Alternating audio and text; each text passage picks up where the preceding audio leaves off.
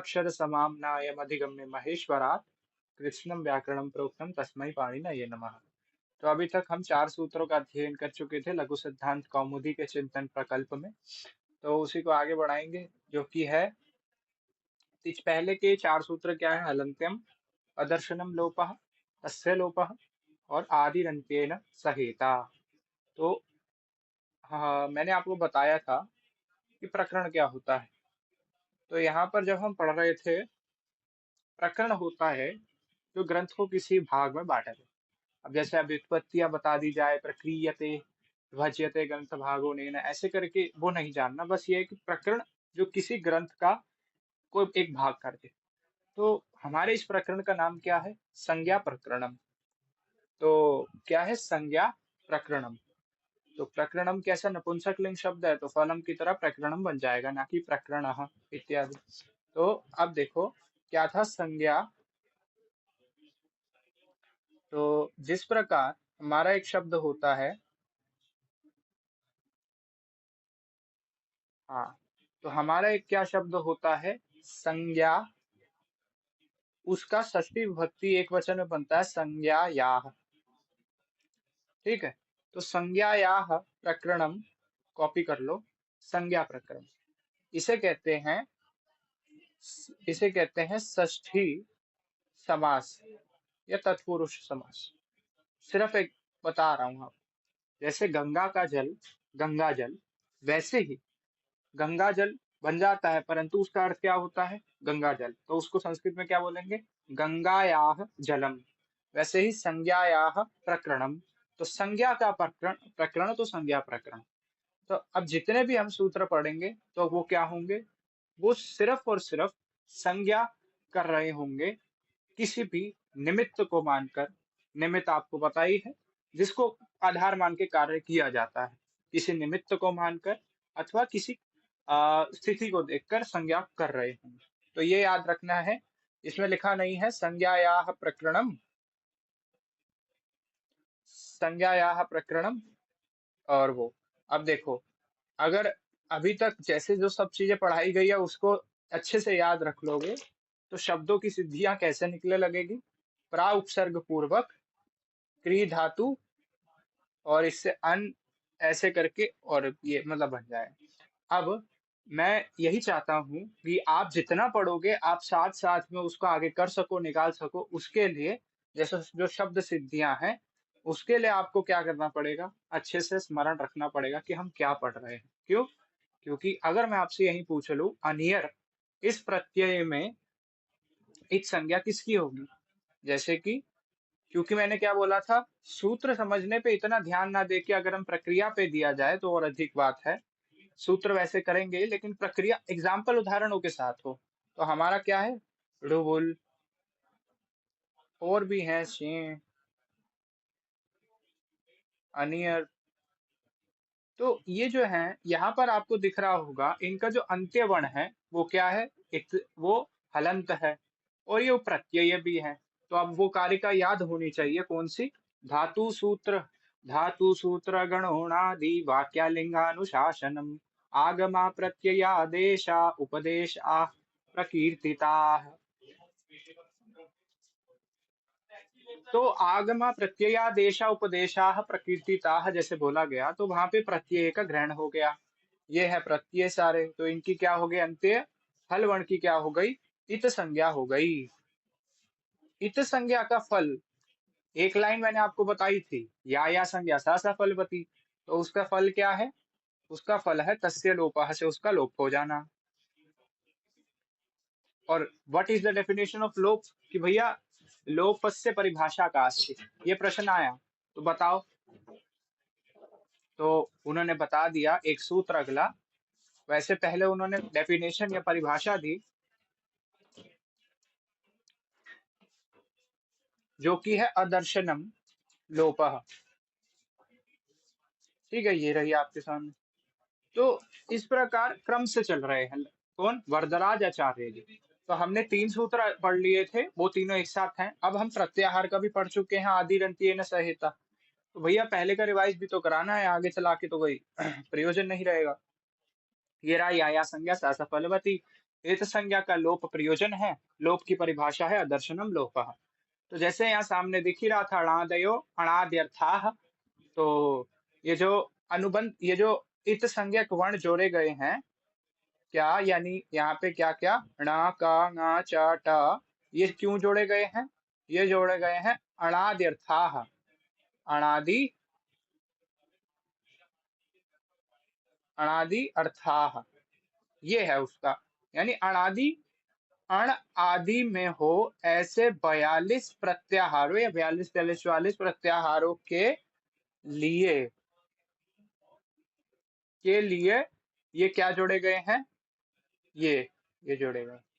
ठीक है। तो अब आपको एक नया नाम बताता हूं आज से, वो है इत। इत का पर्यायवाची शब्द होगा अनुबंध। ये अभी आएगा शायद उसमें, लेकिन अभी पहले बता रहा हूं। तो इत का क्या पर्यायवाची शब्द है? अनुबंध, और कुछ नहीं है, ये आपने याद रखना। ठीक है, तो अब आगे बढ़ते हैं। ये रहा अंत्येन इता सहित आदि मध्य गानाम। तो ये थी हमारी स्थिति आदि अंत्येन सहिता में। अब आपको ये याद ही होगा, जिसे कल पूर्ण रूप से व्याख्या कर दी गई थी। एक ऐसा वर्ण जो अंत्येन इता, तो अर्ण में हम ले लेते हैं णकार। णकार को लेकर सहित आदि, सहित यानी पहला जो उसका वर्ण है अकार, उसको लेके मध्य गानाम। और यहाँ पे थोड़ी मैंने व्युत्पत्ति भी लिख दी, मध्य, मध्यगः। तो ये मध्यगः क्या है? मध्य गच्छति स मध्यगः, जो बीच में चलता है। जैसे तीन व्यक्ति चल रहे हैं, उनके अंदर जो बीच में चलेगा उसका क्या नाम होगा? मध्यगः। तो शब्द का देखो, एक तो होता है व्याकरण पढ़ने का क्या प्रयोजन है? लाघव। तो जिसने व्याकरण पढ़ी है उसका, उसको पता होगा मध्यगः का अर्थ क्या है। मध्ये गच्छत, गच्छति सह मध्यगः इत्यादि। तो ऐसे इतने चार शब्दों के स्थान पर मुझे एक शब्द लिखना है, इसलिए व्याकरण पढ़ूंगा मैं। तो आगे किसी कोई ना कोई प्रत्यय हो जाता होगा मध्य शब्द से, वो नहीं याद करना, अभी आया आया भी नहीं यहाँ पे। परंतु मध्यगः हमारा मूल प्रातिपदिक हो गया या मूल शब्द हो गया, उसके रूप चल जाएंगे राम की तरह। तो मध्य गानाम षष्ठी बहुवचन में ऐसे बन गया वहां पे। तो अंत्येन इता यानी ना, आदि ही सहित यानी आ का बोध कराते, मध्य गानम स्वस्य च संज्ञा से, मध्यों का बोध कराता है और अपना भी बोध कराता है। यथा अण इति आ इ उ वर्णा नाम संज्ञा एवं अचहल हल इत्यादय। तो हो गई थी व्याख्या। तो यहाँ तक किसी का कोई प्रश्न है तो वो पूछ सकता है, बाकी अब इसके बाद आगे चलेंगे।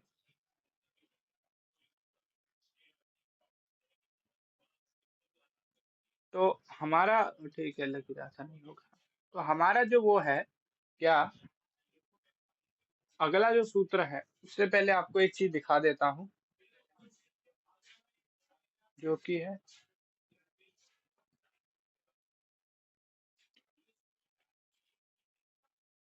देखो यहाँ पे है, कहीं और कुछ नहीं उठाया। ये देखो मध्यगः क्या लिखा है, मध्य गच्छति, गच्छति सह मध्यगः।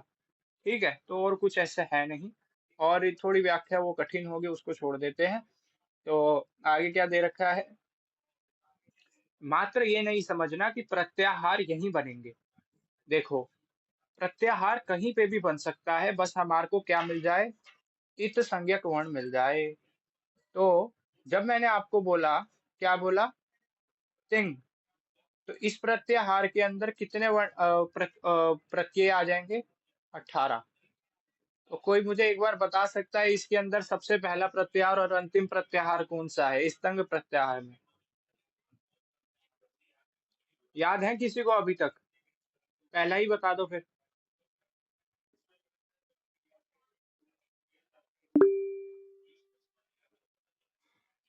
ठीक, ठीक है, तिप, और आखिरी में क्या बोले हरिओम जी?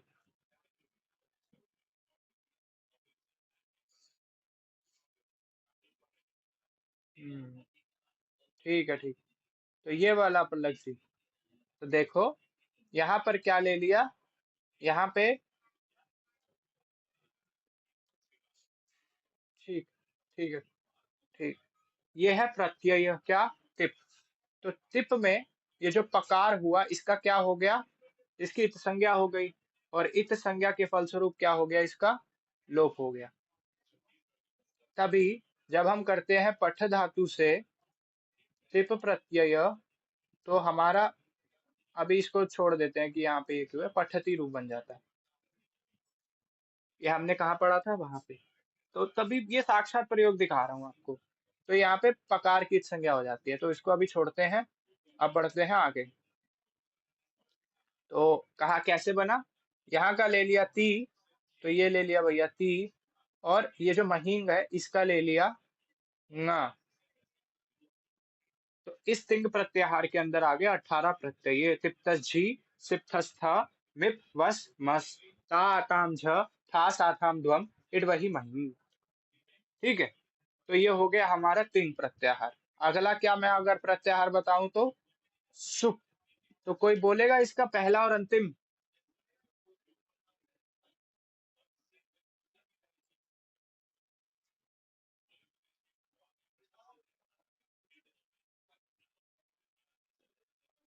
ठीक है। हाँ हाँ ठीक है, सु और सुप इसका पहला और अंतिम है। तो यहाँ से ले लिया ये और यहाँ से ले लिया पकार। तो सुप प्रत्याहार के अंदर आ जाते हैं सु औजस अम औजस टाप भ्याम बेस में भ्याम व्यस कसी भ्याम व्यस कसोसांग गी सुप। तो ये रहा आपका सुप। इस प्रकार अन्य सभी स्थानों पे आपने प्रत्याहारों का निर्माण करना है। जैसे यहाँ पे क्या उदाहरण दे दिया, सुप, स्वौज समौ छष्टा भ्याम भिस भ्याम भ्यस कसी भ्याम भ्यस कसो सांग्यो सुप। ये पूरे 21 सूत्र में 21 के 21 प्रत्यय बता दिए। अगर हम देखें तो देखो क्या लिखा है, इति सूत्रे, यानी इस सूत्र में विद्यमानः प्रथमः सुः इति प्रत्ययः अस्यैव सूत्रस्य, इसी सूत्र का अंतिम इत संज्ञकेन पकारेण सह उपयुज्य सुप इति प्रत्याहारः सिद्धयति। इस लाइन का यही अर्थ है कि इसी का जो सु प्रत्यय है वो अंतिम सुप से मिलकर प्रत्याहार सिद्ध होता है। और अस्मिन् प्रत्याहारे आहत्य 21 प्रत्ययाः विद्यन्ते, कि इस प्रत्याहार में 21 प्रत्यय होते हैं, बताए गए हैं इत्यादि। आगे ये जो सब कुछ है ना, ये वही बताया जा रहा है, और कुछ नहीं है, वो आगे की प्रक्रिया है। यहाँ पे मैंने आपको कौन सा बता दिया, तिंग। तो तिंग में भी इन्होंने क्या लिख दिया बस, तो आगे वो लिखा है।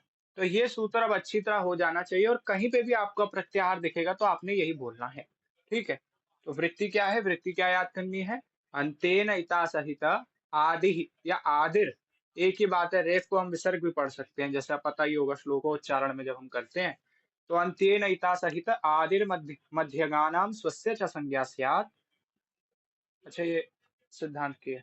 अन्त्येन इता सहित आदिर मध्यगानाम स्वस्य च संज्ञा स्यात् यथा णिति। देखो इसे क्या पढ़ेंगे, यहाँ पे अवग्रह जिनको पढ़ेंगे नहीं, क्योंकि संधि हो रखी है। यथा अणिति भी पढ़ सकते हैं, परंतु मूल में क्या लिखा है वही पढ़ेंगे। यथा णिति अ इ उ वर्णानाम संज्ञा एवं अच हल अल इत्यादया। तो इसको कृपया याद करके या फिर एक बार उच्चारण करके मेरे को भेज देना। ठीक है, तो आज चलते हैं नेक्स्ट सूत्र पे, जो कि है हमारा। तो भैया कौन सा है अगला सूत्र, कोई इसका एक बार उच्चारण करेगा, क्या लिखा है ये, बहुत कुछ।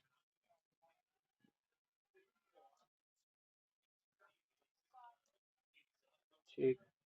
दीर्घ, दीर्घ प्लुतः, ऐसे नहीं, दीर्घ प्लुतः, घकार का कार नहीं। ठीक। ऊकालो ह्रस्व दीर्घ प्लुतः। ठीक है। तो ये सूत्र की आज हम व्याख्या करेंगे। अस्मिन् अस्य सूत्रस्य वयम् अद्य व्याख्यां करिष्यामः। ठीक है। तो आगे बढ़े। अब देखो, पहले हमने देखना है पदच्छेद। इस सूत्र में किसी पूर्व सूत्र से अनुवृत्ति ही नहीं आ रही, इसलिए ब्लैंक है सेक्शन पूरा, देख लो। ठीक है। अब देखते हैं पदच्छेद में क्या कहा जा रहा है। ऊ कालः। ठीक है। ऊ कालः क्या है, प्रथमा एक वचनम है।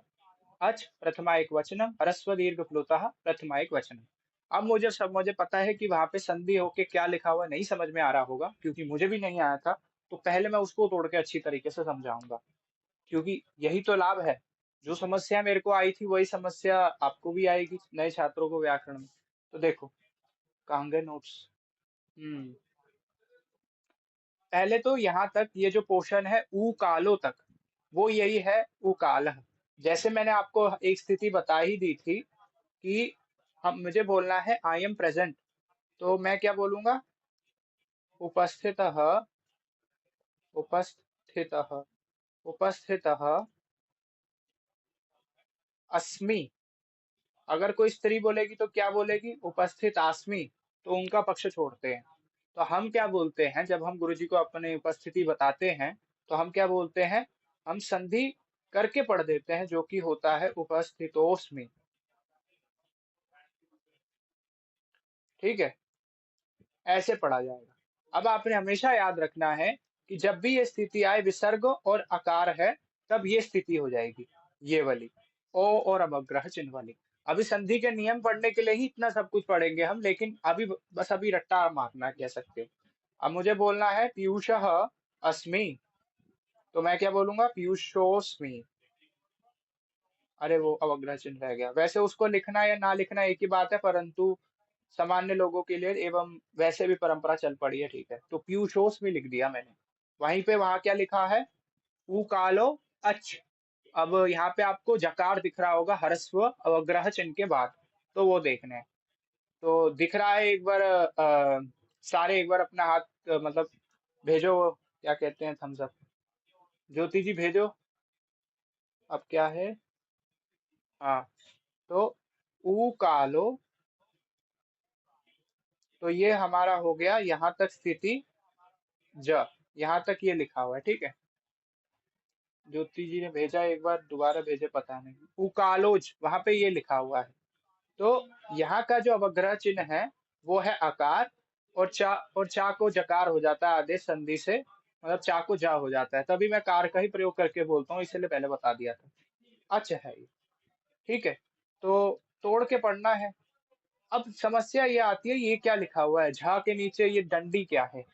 तो मेरे को सच बताऊं तो एक वर्ष तक पता ही नहीं था ये लिखने की कला है देवनागरी लिपि की, जो कि है कि जैसे आप क्या लिखते हो? आप लिखते हो ना ये हरस्व, यानी छोटा। तो यहाँ पे स्थिति क्या होती है? हकार जो होता है हलंत होता है, और उसके बाद में क्या होता है? कार्य। उसके बाद में स्थिति रहती है ये, 2 मिनट इसको ऊपर ही करते हैं। हकार, हकार के बाद होता है रेफ,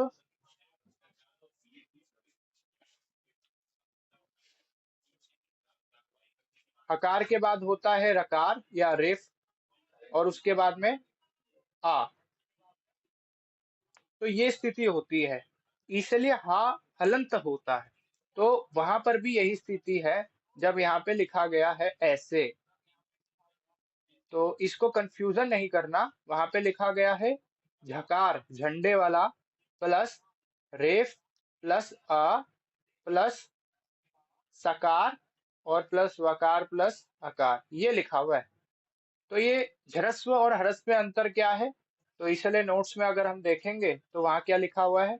वहां देखो संधि लिखी हुई है झ र, हकार को झकार हो गया, आगे मैंने क्या लिखा है? हल संधि। अब ऐसे जयो अन्य त्रस्याम सूत्र होता है, सूत्र आगे पढ़ेंगे तो वहां अच्छी तरह समझेंगे। तो ऐसे वहां पे समस्या नहीं लेनी कि वहां हरस्व था जरस्व कैसे हो गया। और आगे तो आपको दिख ही रहा होगा दीर्घ प्लुतः। अब आपको पहले ही ये पढ़ा दिया था कि स्वर के 3 प्रकार होते हैं। ये है हरस्व यानी छोटा अ, दीर्घ आ, और उसके बाद ई जैसे मान सकते हैं, किसमें? प्लुत में, जिसमें 3 का साइन लगा हो। तो वो अभी हम देखेंगे। तो देखो, पहले बताओ यहाँ तक का पॉइंट विषय क्लियर है अच्छे से? तो आगे अब देखते हैं। पहले हमने सूत्र का पदच्छेद जान लिया और संधि का विषय जान लिया कि कुछ कठिन नहीं है, क्योंकि लगता है प्रारंभिक छात्र को, लगा था मुझे। तो ऊ कालो झरस्व, पहले ऊ काल, अगर यहाँ पे ज ना होता तो पढ़ते ऊ कालो झरस्व दीर्घ प्लुतः, परंतु यहाँ क्या है? जकार भी आता है अवग्रह चिन्ह के बाद, तो ऊ कालो हल्का सा लेना है, ऊ कालो झरस्व दीर्घ प्लुतः इत्यादि। तो देखो, सूत्र का उन्होंने बहुत अच्छे से बताया कि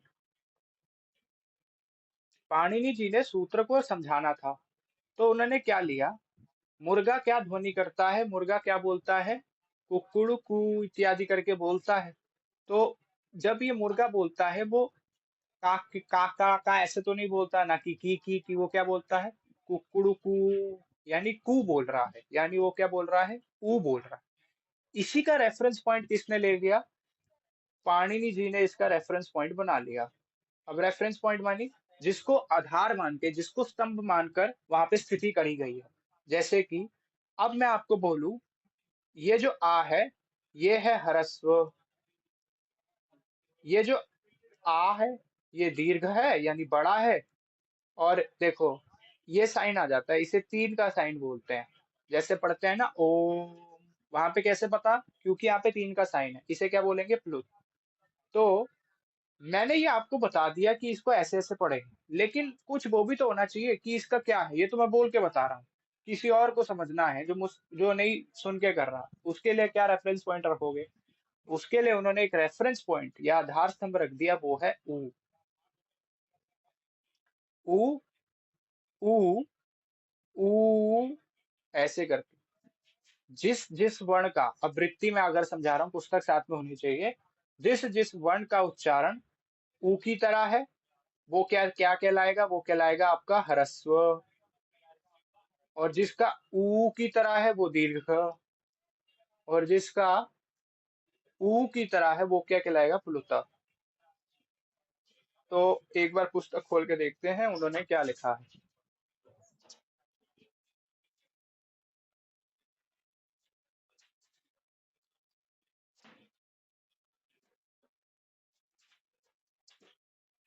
देखो क्या लिखा है, एक मात्रिक उकार, एक मात्रा वाला उकार, द्विमात्रिक ऊकार और त्रिमात्रिक ऊकार के उच्चारण काल के समान उच्चारण काल वाले अचों की क्रमशः ह्रस्व संज्ञा, दीर्घ संज्ञा और प्लुत संज्ञा होती है। तो उन्होंने क्या करा, एक के उदाहरण से, यानी इसके उदाहरण से उन्होंने ह्रस्व, दीर्घ और प्लुत संज्ञाओं का विधान कर दिया। क्योंकि प्रकरण का नाम क्या है, संज्ञा प्रकरणम। तो इसलिए संज्ञा का विधान कर रहे हैं, कौन कौन सी, ह्रस्व, दीर्घ और प्लुत। तो रेफरेंस पॉइंट किसको लिया गया, ये। अब यहाँ पे वृत्ति में ना आपको क्या बता रखा है, दिखाऊं, उश्च, वृत्ति में देखिएगा, उश्च, ऊश्च, ऊश्च, ये वृत्ति है। उश्च, ऊश्च, ऊश्च, वह, यहाँ तक लिखा है। वह वाम काल इव, वाम काल इव यस्य, हाँ, वाम काल इव कालो यस्य सोच क्रमात् ह्रस्व दीर्घ प्लुत संज्ञः स्यात्। अच्छा, यहाँ वो लाइन छोटी, सप्रतीकम उदात्तादि भेदेन त्रिधा। तो ये क्या कह रहे हैं, तो ये बता रहे हैं, एक बार देखते हैं उन्होंने आगे अच्छी टीका लिखी है। देखो, एक मात्रिक ऊ, यानी मात्रा क्या होती है, मात्रा बोला जाता है पलक को झपकने का समय, जो अभी आगे बताएंगे। परंतु अभी यही मानते हैं मात्रा के बारे में क्या। तो एक मात्रिक ऊ और द्विमात्रिक ऊ और तीन मात्रिक ऊ। अच्छा, इसे ये यहाँ तक ये लाइन छोड़ दो, उससे जस प्रत्यय लगा के ऊ को यण करके वह ये रूप सिद्ध होता है। आ, तो अभी हम इसको छोड़ देते हैं, बस आप ये मानो कि ये जो वो है ना, क्या है, वो कठिन हो रहा है मुझे पता है वहां पे, क्योंकि अभी वहां पे फिर वो सिद्धि आ जाएगी शब्द रूप वाली। तो ये जो ऊ का प्रथमा बहुवचन रूप बनेगा वो बनेगा वह। तो अभी पहले बस ये याद रखना है। और उसी का षष्ठी बहुवचन रूप बन रहा है वाम। तो वो ये बता रहे हैं कि, वो ये बता रहे हैं कि जब ऊ प्लस ऊ ये बनेगा तब हम बोलेंगे इसको वह। अरे भाई ये क्या जा रहा है, ये बेकार हो गया वह। और अरे यार, छोड़ो,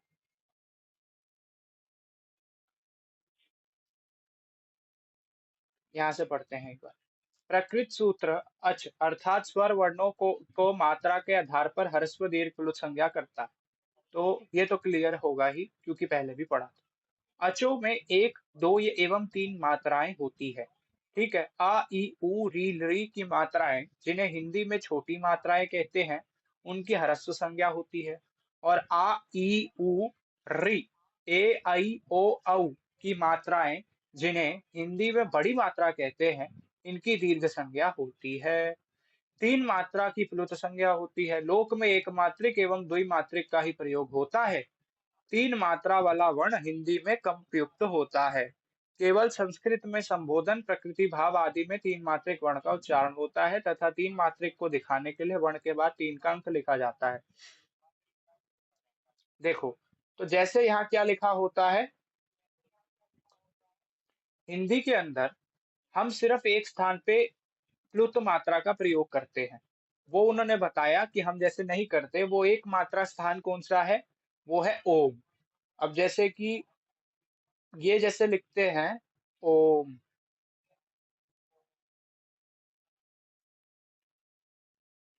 तो इसको खींचना है, किसको, इसको। इस तीन के साइन से इस तीन के साइन से हमें ये पता लग रहा है कि ये प्लुत स्वर है। ठीक है, तो ये हमारे को पता लग रहा है।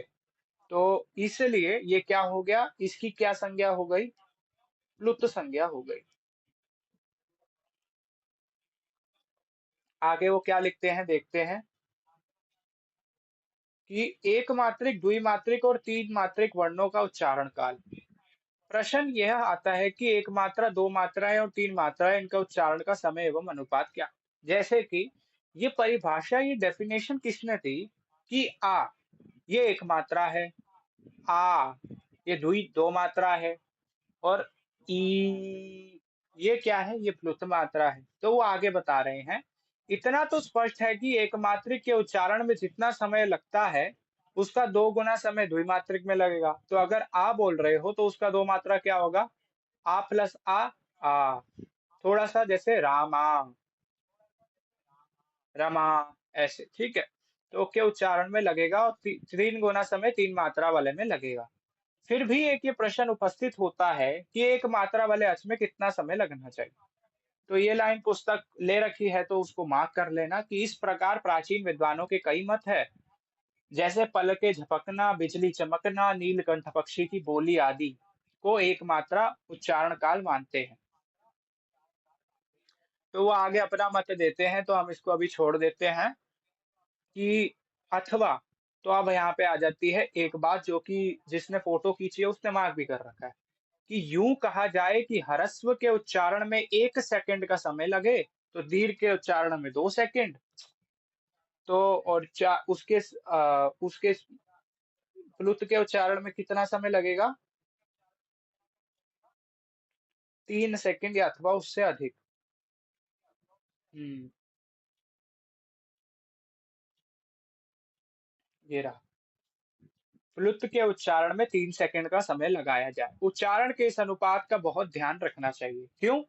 क्योंकि अगर आप बोल देते हो, आज यही उन्होंने जैसे वो लाइन लिखी, वो बहुत महत्वपूर्ण है।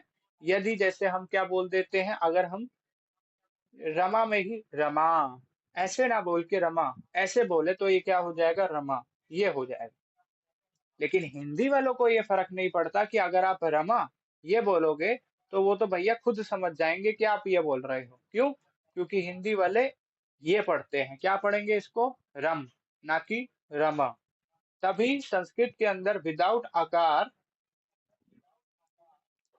सब व्यर्थ है। तो हिंदी की परिभाषा और हिंदी का उच्चारण थोड़ा अलग हो जाता है। इस सूत्र के द्वारा प्रत्येक अच की ह्रस्व, दीर्घ एवं प्लुत संज्ञा करके अचों के तीन भेद किए गए हैं।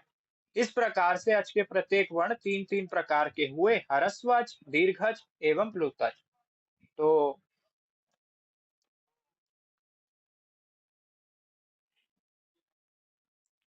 अब मैं अगर आपको बोलूं आ, यह आपका क्या है, एक स्वर है। तो इसके कितने भेद हो गए, इसका पहला भेद हो गया ह्रस्व, दीर्घ और प्लुत। अब ये आपको किधर किधर समझना चाहिए, ये आपको समझना चाहिए ई में, ऊ में, री में, और यहाँ इन सब के तीनों तीनों भेद होते हैं। और जैसे री का बीच वाला नहीं होता, कौन सा वाला, दीर्घ वाला। अब वो अभी हम आगे चर्चा करेंगे, वहां पे पूरी वृत्तियां आ जाएगी। पहले ये बताया जाए कि ये अच्छी तरह सूत्र अभी मतलब जो हमने संज्ञाओं का विधान करा है वो बिना वृत्ति पढ़ाए मैं नहीं भेजूंगा। पर ये है कि मुझे पता है थोड़ी सी कठिन होगी, क्योंकि वहां पे चर्चा करी गई है शब्द रूप की बनाने की भी। तो देखो क्या लिखा है। अब इसकी वृत्ति एक बार आनंद जी पढ़ो, इसकी वृत्ति एक बार।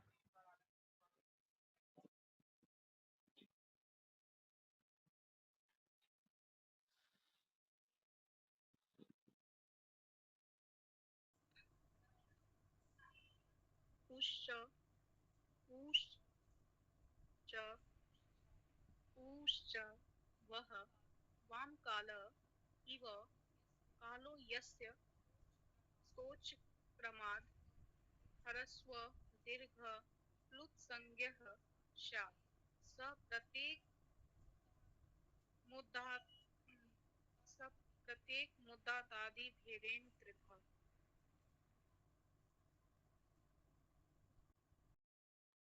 गाड़ी बहुत अच्छी चल रही थी, परंतु कहाँ अटक गई। दीर्घ तक सही थी, फिर प्लुत संज्ञा बोल दिया, प्लुत संज्ञा। और फिर क्या बोला, श्यात। श्यात, तो श तो जाएगा ही अभी, स्यात। और फिर क्या है, स प्रत्येकम उदातादि भेदेन, या प्रत्येकम बोल लो फिर उदात्तादि भेद बोल लो, या प्रत्येकम उदातादि ऐसे बोल लो। तो बहुत अच्छा, पहली लाइन बहुत अच्छी पढ़ी थी। सच में। तो क्या है ये। हम्म। अब आगे इसमें मैं आपको ये बता देता हूँ सुझाव। क्या लिखा है, उश्च ऊश्च ऊश्च वह। अब ये एतर एतर योग द्वंद्व वहां पे जैसे लिखा हुआ है, वाम काल ऊ काल, ऊ काल इव कालो यस्य इति ऊ काल, बहुव्रीहि समास। अब यहाँ पे समास की चर्चा करी गई है। और समास की जब चर्चा होती है तो पहले ये जानना पड़ेगा कि समास होता क्या है।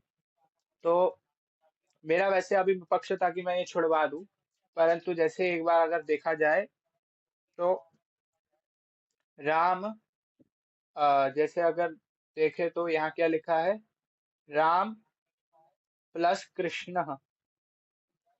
राम कृष्ण, राम प्लस कृष्ण क्या बन जाएगा, समास होकर राम कृष्णऊ। तो अगर ये आपने पहले कभी पढ़ा है या जाना है, क्यों, क्योंकि राम और कृष्ण समास वाले हो गए, और विभक्ति चल गई क्योंकि द्विवचन में हो गया। ये वैसे थोड़ा मेरे को लग, हाँ कृष्णऊ बन, अरे अच्छा कृष्ण ही लिख दिया मैंने, सॉरी। कृष्ण ही नहीं, कृष्ण। तो यहाँ पर इसे कहते हैं समास। तो अलग अलग प्रकार, चार प्रकार का समास होता है। अब ये लघु सिद्धांत कौमुदी में 5 प्रकार का है, व्याकरण सिद्धांत में 4 प्रकार का। तो जैसे यहाँ क्या लिखा है, एक मात्रिक ऊ और द्विमात्रिक ऊ एवं तीन मात्रिक ऊ का चार थे द्वंद्व से इतर इतर योग द्वंद्व समास करके प्रातिपदिक संज्ञा विभक्ति लो परस्पर में सवर्ण दीर्घ करने पर ऊ रूप बनता है। तो मैं अब आपको ये बताऊं, तो आप अभी ये मानो कि ये जो तीन ऊ है ना, ये ऊ और ये ऊ, ये तीनों मिलकर एक रूप बन जाते हैं, ये वाला ऊ। ठीक है। और इस ऊ के जब हम शब्द रूप चलाएंगे, जैसे कि गुरु। अब हमारा गुरु शब्द रूप है, वहां पे परंतु क्या है, वहां पे हरस्व ऊ है, वहां पे ये स्थिति नहीं है, वहां पे ये स्थिति है। दिक्कत आ रही यही है। तो इसके लिए हमारे को शब्द पाठ में जाना पड़ेगा, और हमारे को एक सूत्र तो समझा दिया है, परंतु उसकी वृत्ति थोड़ी सी समझ में आ जाए। और एक ही सूत्र हमने आज करना था, तो उसकी क्या है, शब्द पाठ में जाके एक ऐसा हमारे को मिल जाए जिसमें उकार हो। अब यहाँ पे आपको कहाँ दिखेगा, ये लिखा है उकारांतः।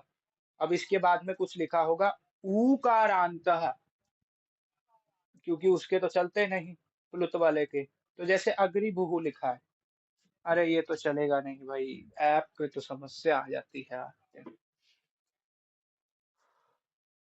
वाह, चल गया। तो आपको यहाँ पे दिख रहा होगा कि बहुवचन में क्या बन रहा है, अग्निभुवः। तो आपने सिर्फ देखना, बहुवचन में भू के बाद में वह बन रहा। तो वह, उसी प्रकार जब हम ऊ के शब्द रूप बनाएंगे तो बहुवचन में क्या बन जाएगा? वह। ठीक है। तो ये, हाँ, तो ये नहीं समझना कि ये वाह कहाँ से आया। सच बात बताओ, मेरे को नहीं पता था ये चीज वाह कहाँ से आई, ये बाद में बहुत पढ़ के आई थी, इसलिए ही पहले उसको एक एक पॉइंट को ले। तो वह, और यहाँ पे प्रश्न ये आता है, वहां पे एक और शब्द आपको दिख रहा होगा, वाम।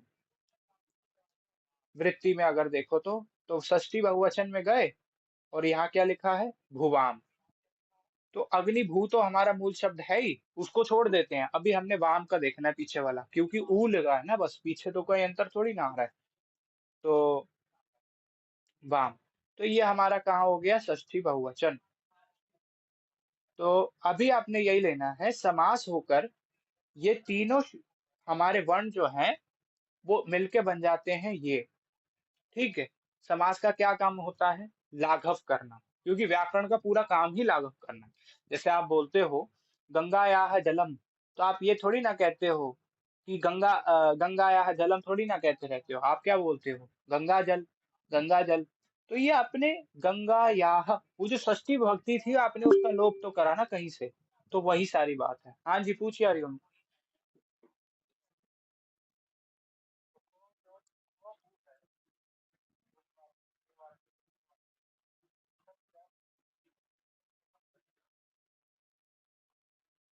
हाँ, बिल्कुल।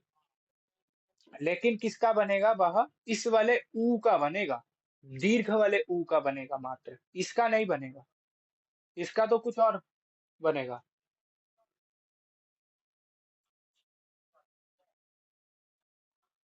हाँ, त्रिमात्रिक का देखो, इसका प्लुत का छोड़ दो, लोक का अलग चलता है। लोक की बात अलग है, ओ वेद की बात अलग होती है। ये त्रिमात्रिक आप बताओ कहीं पे प्रयोग मिलता है आपको लोक में?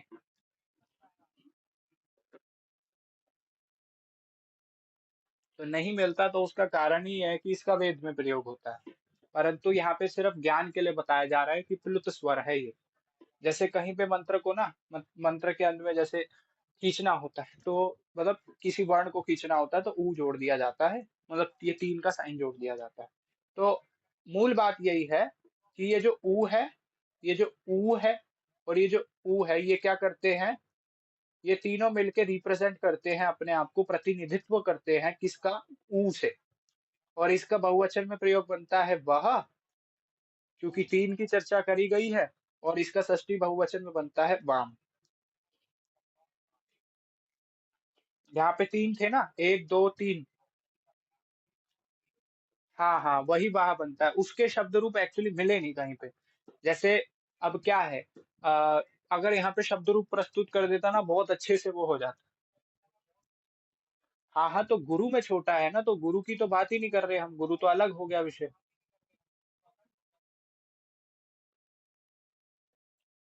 हम तो तभी तो मैंने आपको इसमें उकारांत का उदाहरण दिखाया, अगर इसका नहीं देखना तो कोई भी शब्द ले लो, जैसे शब्द ले लेते हैं ये अलाबू का। अलाबू तुम भी पता है किसी को क्या होता है?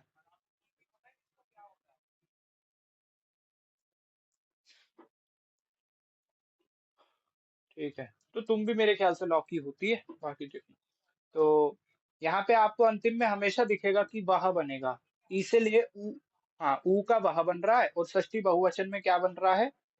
यहाँ पे नाम बन रहा है, वैसे वाम बनना चाहिए। वो ज्यादातर में वाम ही, हाँ, वाम ही बनेगा, वैसे नाम यहाँ पे बना हुआ है, उसमें ज्यादा देखना नहीं। तो यहाँ क्या लिखा है? अरे वही तो लिखा हुआ है, लंबी लौकी, बैटल गॉड। ठीक है, अलाबू क्या? अब इन्होंने कितना भारतीय कोश का दे दिया ना, लंबते इत्यादि छोड़ो। तो वही है, लौकी है, लेकिन बड़ी है थोड़ी। ठीक है, तो आगे बढ़ते हैं। तो यहाँ पर स्थिति यही है, अब वृत्ति अगर देखे, तो वृत्ति ये कह रही है कि उश्च, ऊश्च, ऊश्च, वह। पहले उन्होंने समास बता दिया कि पहले ये मिल के समास बना। ऐसे वृत्ति के अंदर ये लिखना आवश्यक नहीं था, क्योंकि आप सीधा, लेकिन उन्होंने सही है वैसे समझाने के लिए भी करा है।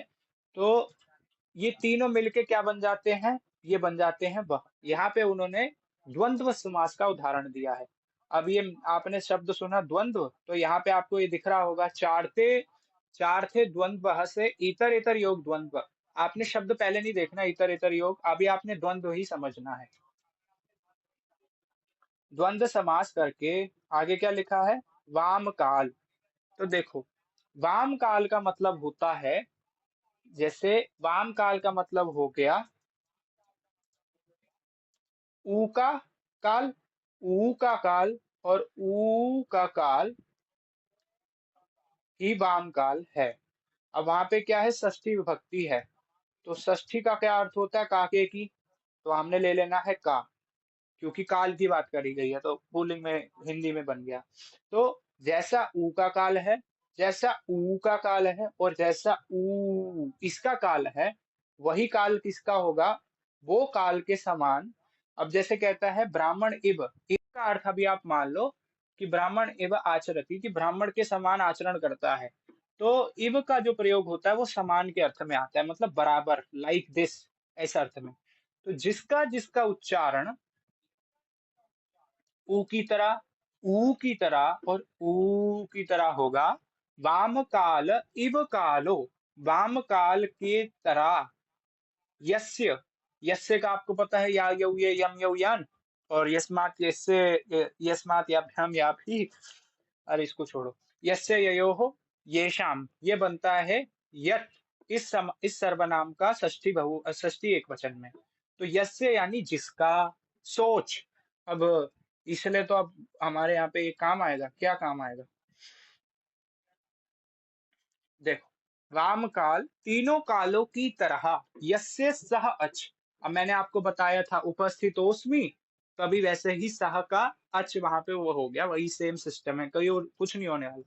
सोच, जिसका, जिस अच का उच्चारण, वह क्रमशः, क्या वह क्रमशः ह्रस्व हो जाएगा, दीर्घ हो जाएगा, प्लुत हो जाएगा। तो सीधी सी बात यही बताई कि जिस जिस वर्ण का उच्चारण क्रमशः यानी क्रम से, विद लाइन, उ, ऊ और ऊ के समान होगा, वो क्रमशः क्या हो जाएगा, वो क्रमशः हो जाएगा ह्रस्व, दीर्घ और प्लुत। इसलिए ध्यान से सुनना, इसलिए रेफरेंस पॉइंट किसको माना गया, आधार स्तंभ इसको माना गया।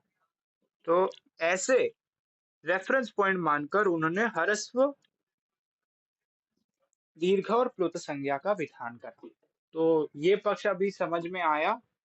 छठा उच्चैरुदातः सूत्र इन्होंने लिख दिया, लेकिन इन्होंने क्या करा, एक लाइन इन्होंने यहाँ पे और लिखी थी, उसकी उन्होंने व्याख्या नहीं करी। यहाँ क्या लिखा है, सप्रत्येकम उदात्तादि भेदेन त्रिधा।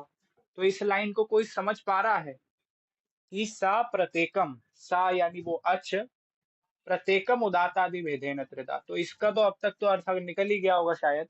आपको एक कक्षा में बताया था आ के 18 भेद होते हैं, तो 18 भेद कैसे हो गए, ये आपका प्रश्न आएगा। तो पहले तो हमने इसके 3 भेद कर ही लिए हैं, ह्रस्व, दीर्घ और प्लुत, ठीक है।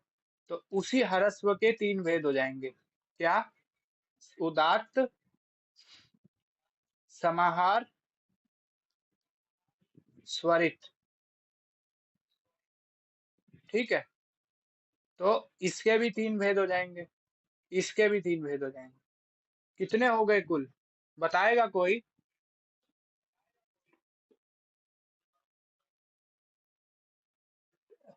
हाँ हाँ, अरे ठीक है सही, नहीं, 9 ही, अरे भैया 18, एक 9 12 18, 24 भी ले लेते हैं आज।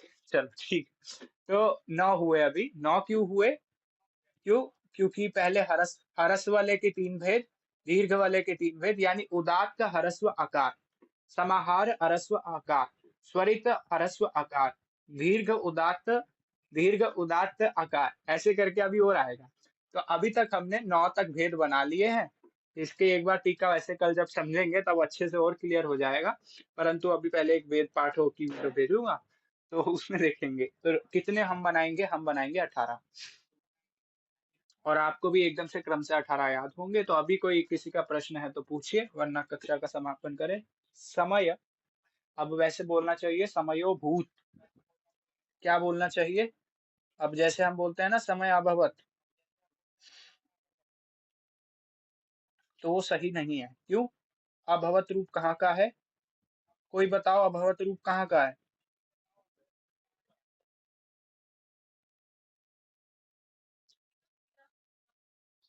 हाँ, वाह बहुत बढ़िया बताते हैं। अरे एक तो ये ऐप भैया। हम्म। तो अब क्योंकि हमने एक शब्द का लिंग जानना है कि उसका प्रयोग कौन से किसमें होगा,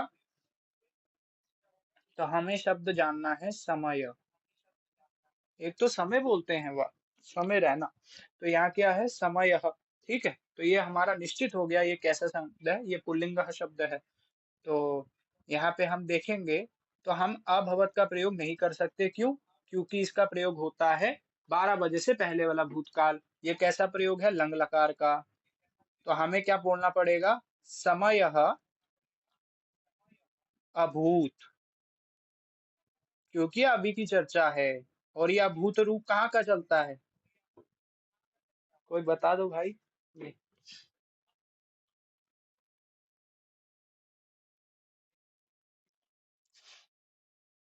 बहुत सही जा रहे हो, किसी को नहीं याद कहाँ पे चलता है ये।